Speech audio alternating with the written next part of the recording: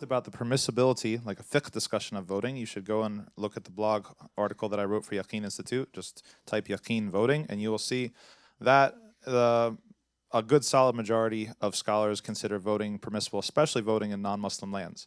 Sheikh Fahd Salih Ajlan wrote a very comprehensive book about it called Al-Intiqabat fil Fiqh al-Islami, and he goes through the various opinions, evidence, responses to evidence, etc. So if you're interested in nerding out on that, that's where you go. However, most of the time, we misunderstand what the tool of voting is for. Right, that there, first of all, voting as a tool, you're not making bay'ah to anybody, it's a tool, and therefore, depending on the circumstance and situation, it might be recommended, it might be discouraged, it might be merely permissible. It could have any of the 5 rulings of taklif in the sharia, according to the situations. However, we as a political community have largely misunderstood what a vote is for. We believe, and have expressed the belief, that when we vote for somebody, that we are expressing our affinity or allegiance to that person and everything that they stand for. And that is a very, very unsophisticated and naive way to relate to the vote. That we understand that voting is going to be you're going to be presented a lot of poor options. And some options are poorer than others. However, there are situations in which you don't have the power necessarily to pick the individual that you want to put them into power, but you have the ability and the numbers and the power to punish someone, to send a message, and to stop harm or to minimize harm. And if the Muslim community is in a situation where they have the electoral power to minimize harm or to stop harm or to send a message, then it becomes a moral imperative for you to do so, right? Like when it came to, it was a very clear situation in the 2024 presidential election that if you had the chance to potentially stop or affect the genocide with your vote, then that became morally incumbent upon you to do that. Even if the results didn't turn out in line with your intentions, at least you intended and you strategized and you tried. So when you look at the particular mayoral race in New York City, and you've got Zohrani, who is scared, honestly, look at him, he's scared. He's very much in the position that Jill Stein was in the 2024 presidential election. He would like to rely on the Muslim vote. He would like to have the Muslims know that the Muslims back him. And I'm sure that if Muslims as a population were regular, reliable voters like Zionists are, and regular donors to a particular, 501c4s and PACs and super PACs and funding campaigns, he would probably be a lot more in line with the messaging that you would expect and hope from him. But he's in a situation where, he knows, just like Jill Stein knew and just like Kamala Harris knew, that Zionists vote and they spend a lot of money on politics. And Muslims, maybe they show up to the protests, but not really. So these dynamics are very, very similar. The dynamics of the presidential election seemed to me to be very, very similar to the dynamics of the New York mayoral election. And even though I would stop short of endorsing someone who is maybe, let's say that says that they believe that Israel has the right to be defend itself, which is ridiculous. Nobody, you can't. There's so many ways that is wrong with that. First of all, no nation has a right to exist. Period. Second of all, a genocidal nation certainly doesn't have a right to exist. It should be abolished. Third of all, according to international law, you do not have the right to defend yourself if you're an occupying force. All this is very, very, very old news. But if the people he's running against are Cuomo and Adams, then you need to make Cuomo and Adams lose. I'm sorry. Like, even if he's your only option, having Cuomo and Adams lose is way more valuable and presents way more potential for room for the Muslim community to maneuver and influence than allowing these two shayateen to have another ego trip run. And Allah knows best. First of all, I should caveat, the views expressed are my own. They don't reflect those of Mas. They don't reflect those of Tom Facchine. They don't reflect those of Gohar and those of Sheikh Abdurrahman and these others. The views expressed are my own. And my job is an analyst. So I won't say anything about what people should do or the like. I'm just analyzing the situation as it is, as it appears to me. I think that when you look at the November elections in 2024, the presidential elections, it's clear that Gaza swung that election. It's clear that in Wisconsin, the difference in the vote between Trump and Harris was 32,000 votes. There are 70,000 Muslims in Wisconsin. Add to that non-Muslims who were moved by what was happening in Gaza, who were moved by the message of justice and humanity. It's clear that if Harris had gone the other way, she probably could have won Wisconsin, which is one of the swing states. It's clear that in Georgia and Pennsylvania, where the difference between Trump and Harris was 117,000 votes, in areas where there are more than 150,000 Muslims, look how small the numbers are. In an area with 150,000 Muslims, add to that the hundreds of thousands of non-Muslims who were moved by the case for humanity that the Gazans and Palestinians were trying to present through you as a conduit and through those Americans for humanity. It's clear that if Harris had changed her position, she could have won those swing states. In Michigan and Mubarak, or Michigan, as people call it here, in Michigan, the difference was 80,000 votes. There are 250,000 Muslims in Michigan. Add to that those Americans who were swayed and moved by the call to respect humanity, by the call against genocide. And it's clear that if Harris had changed her opinion, she could have swung it the other way. But more specific to New York, you'll remember that Jamal Bowman lost his place here in New York. But there was something very significant about the elections, two things. The first was it was one of the most expensive races ever in the history of the United States, suggesting the extent to which the Zionists began to feel that their grip in New York was beginning to become weak, and the extent to which they no longer believed that New York was an easy ground by which they would able to put up candidates who were pro-Zionist, because Jamal Bowman began to look at New Yorkers and say that although Zionism used to be supreme, I need to start holding the stick from the middle just in case these Muslims, right now only 12% go to vote, but maybe because now Gaza has inspired them to actually be a mercy to their society, to raise awareness, to talk to the Americans, to let them know that their money is going towards genocide, because many Americans don't know, to let them know that what they are contributing to is genocide, and to bring the images to them. Jamal Bowman said if that 12% becomes 30, 40 or 50, then maybe they will become a swing vote by which I will lose anyway, so let me vote for the Iron Dome, but let me call for a ceasefire. And the Zionists said that if you are calling for a ceasefire because you're worried about the Muzis of Staten Island and beyond, then I will spend millions to make sure you don't look at them, because these Muslims will stay home, we vote. These Muslims, they won't spend a penny, we'll spend. These Muslims might be angry, but they won't manifest. They will stay at home and complain, we will make sure that you lose. But the second point that I noticed in the Jamal Bowman race, aside from the money, is that Israel was not mentioned in the campaign. The Zionists believe that if they mentioned Israel, it would be toxic to New Yorkers, that it would affect the ability of their candidate to win. So they focused on the sewers, they focused on housing, they focused on the healthcare, and avoided the mention of Israel. Why? Because the polls show that Israel is no longer seen as a friendly state. Only 21% of Democrats support the Israelis. That's down from 60% in the early 2000s. Only 43% of Republican voters support Israel. That's down from at least 64 in the early 2000s. They're seeing that it's becoming a downward trend. When you look at the New York mayoral election, many of you are thinking, what's the point of this particular election? The point for the Zionists is to demonstrate that the loss of Harris in the election was a one-off. That the Gaza or the Muslim vote, the Palestinian vote, the vote for humanity, the vote against genocide was a one-off.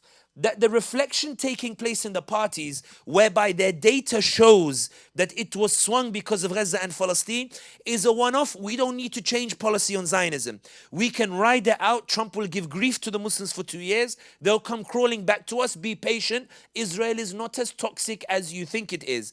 And you now have the chance here in New York, as an analyst, as a Brit who respects His Majesty's kingdom, who has nothing to do with you Americans, who's only here to give analysis. I don't care what you guys do in America. I just want to provide my analysis on what's happening. It is clear that after the US presidential election, where Bernie Sanders, John Fetterman, Ro Khanna, you have the Republicans also coming out and affirming that Gaza swung the election, you have the chance to prove it wasn't a one-off. You have the chance here in an area or in a city where there was a 21% turnout for the mayoral election in 2020, which suggests that the swing margins are very small, which suggests that communities, if they go out, can swing it the other way, swing it towards justice for Americans, justice for Palestinians. This is not just a Muslim vote. This is a vote for the humanity. And the reason why I emphasize this point is not because I'm looking for caveats or I'm scared that somebody's going to sue me. It's because when I was in California, and I tell you this is a true story, I've told it many times.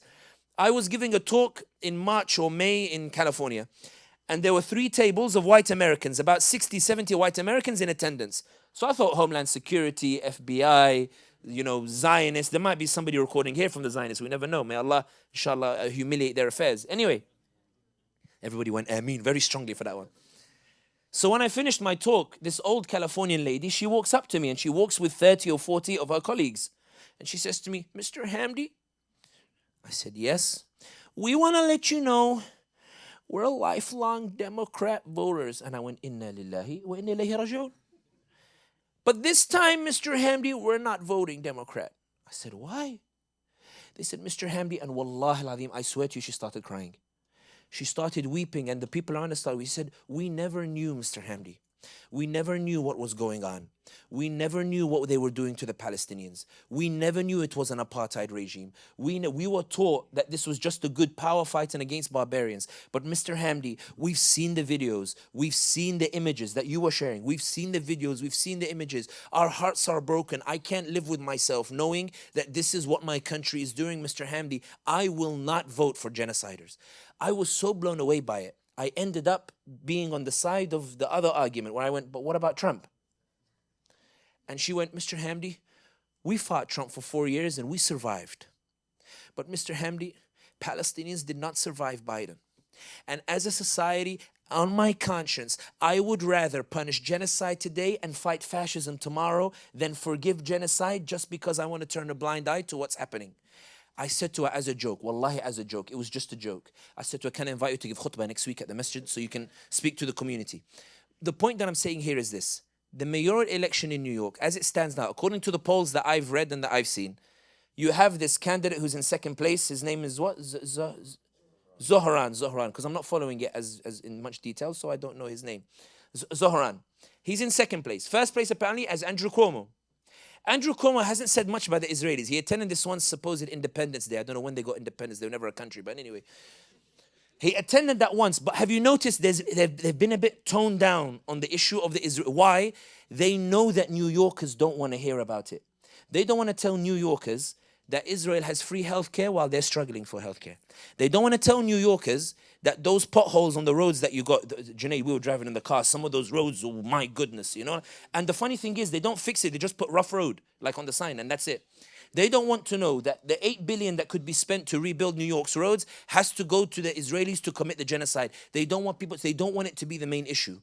But my suggestion, not suggestion, because I'm not involved in this whatsoever, in any capacity whatsoever. This is just analysis. The views expressed are my own, and I'm not American. I speak His Majesty's English. Anyway, it would be what I think the Zionists are most concerned about is Muslims seeing the 21% turnout and going out in force. I think what the Zionists are terrified of, the reason why they're focused so heavily on Cuomo, is because they're praying to their God and saying, Yahweh, please, let these Muzis stay at home. Let them cry at home and let them not move. Let them stay home. Let Tom Facchine stay in Allentown, far away in some random end, this place he lives in, it's like middle of nowhere. I'm joking. Anyway, let these people stay out of New York. Let them not come in. And God forbid these Muslims speak to New Yorkers, ordinary New Yorkers.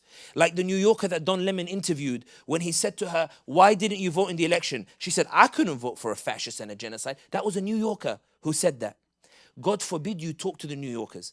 So I think as an analyst, as the managing director of the International Interest, whose company provides services to companies, NGOs, and governments about political situations, I think the data suggests the Zionists could suffer a heavy blow here in New York, not because Muslims support a candidate and endorse him, but because Muslims and their allies come out to prevent the election of a candidate.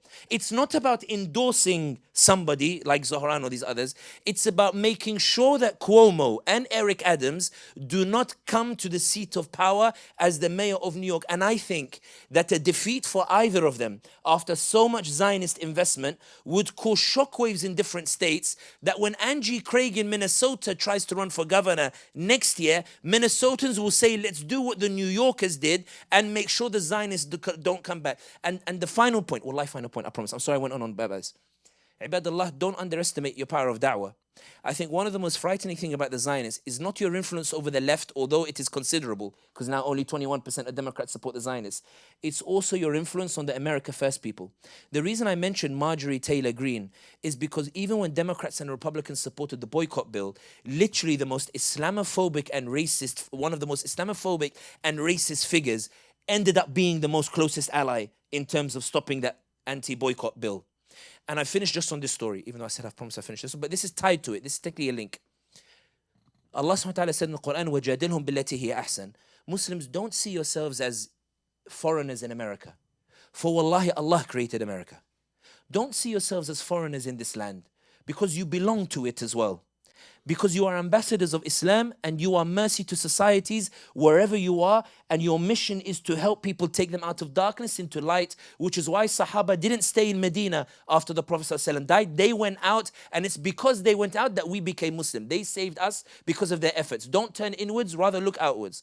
But the reason why I mention it is because when you look at the people you are able to influence with your message, you will see that it's not only the Democrats, it's also the Republican voters, and it's also those voters who are staying at home.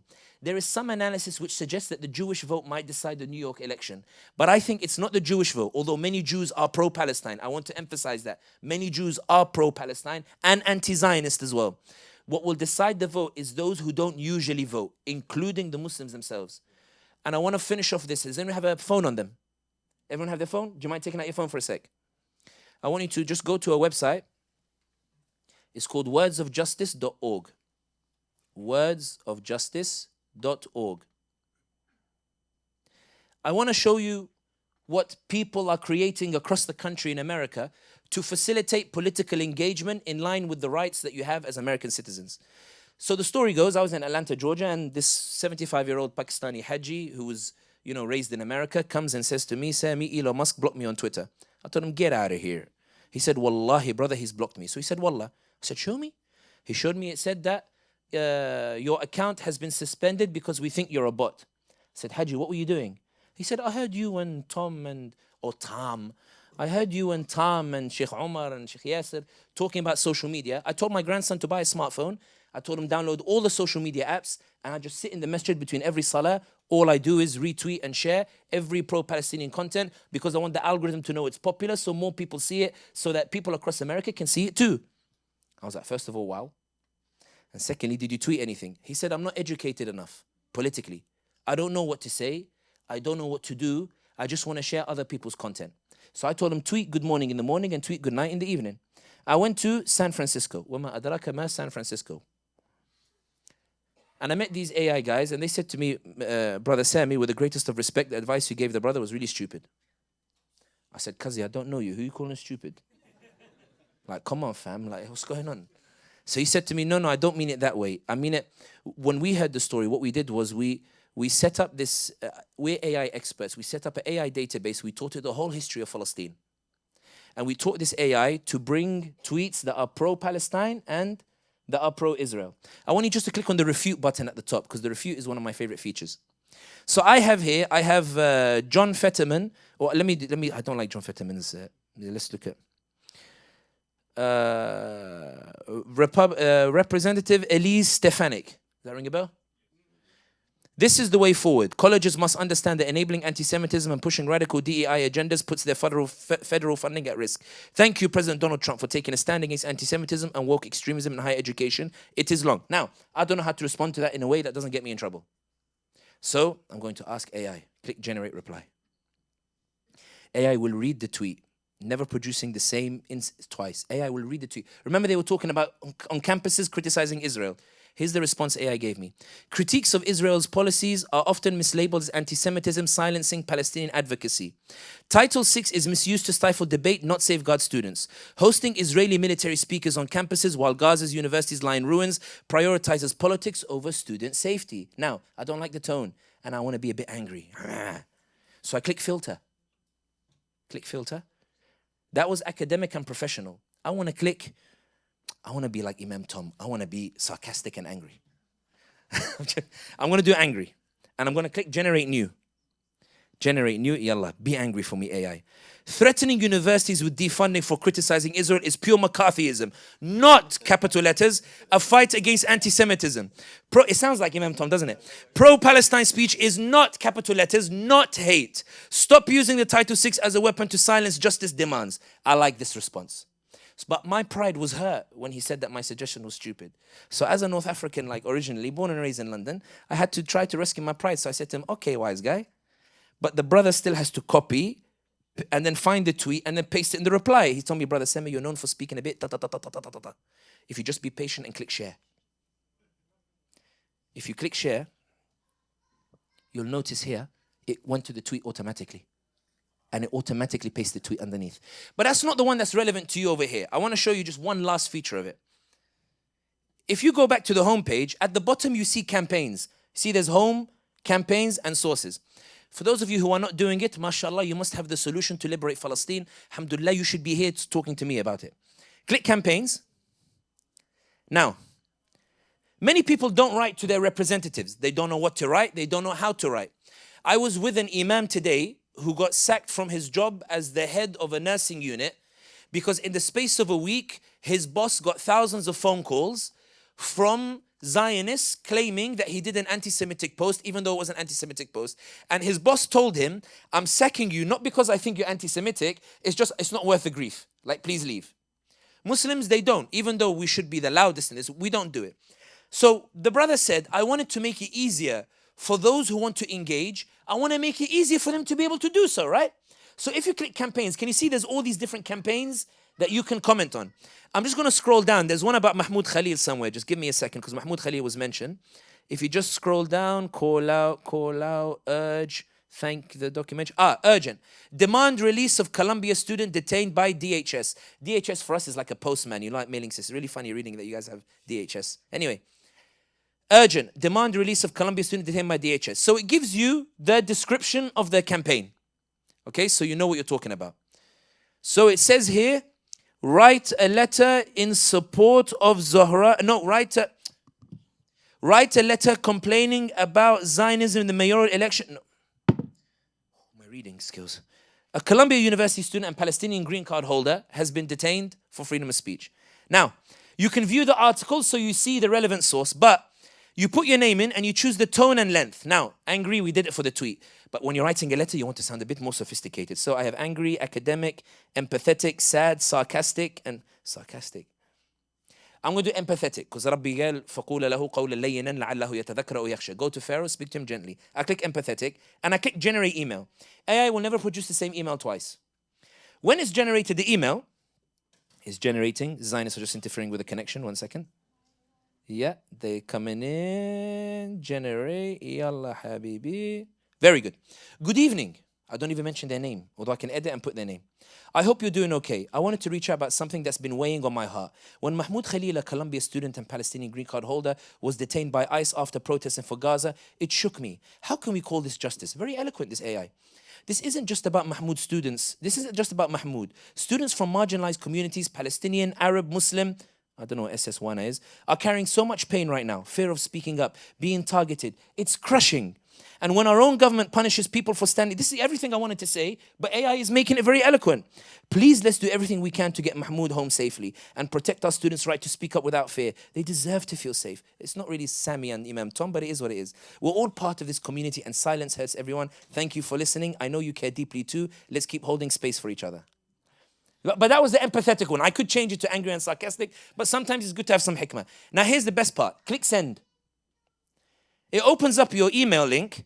And if you notice in the to, it's already put in the relevant emails of the people that you want to send it to. There is no excuse for not participating. There's no excuse for not engaging in da'wah. There's no excuse for not being part of your community. There's no excuse for not being a representative of justice. There's no excuse for not being a representative of humanity. There is really no excuse. For wallahi, there are some extraordinary things that I've seen across the world in the attempt for humanity to uphold what is right. I've seen Muslims go and elevate da'wah to a new wave. You've all seen this thing that exists over here. And there's many more that I could show you, but we agreed before we started that we do short introductions and that we do Q&A. But if you ask about the mayoral election, talk to the New Yorkers. You may find you don't need to affirm Israel's right to exist, because it doesn't. You may find that what the New Yorker wants to hear from you is they want to hear the voice of justice from you. They want to hear you be bold in your call for justice, to be brave in the voice of justice. And maybe it's time that we believe that when Allah says that the one who is your enemy can become your friend, maybe it's time to open the other eye. And when we say Sadaqallah al-Azim, we believe it, and truly Sadaqallah al-Azim. Jazakallah khair.